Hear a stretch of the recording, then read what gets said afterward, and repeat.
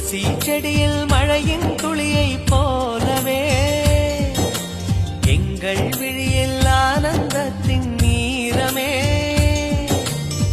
பூவில் ஓர் பாத்திரம் நாம் செய்து பார்க்கலாம்.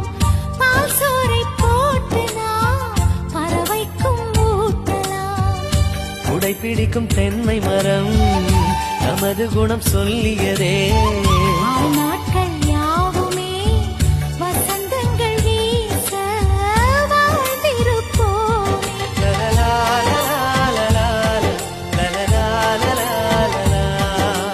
ஹாப்பி நியூ இயர் வந்ததே. அன்பை சொல்லி ஆசை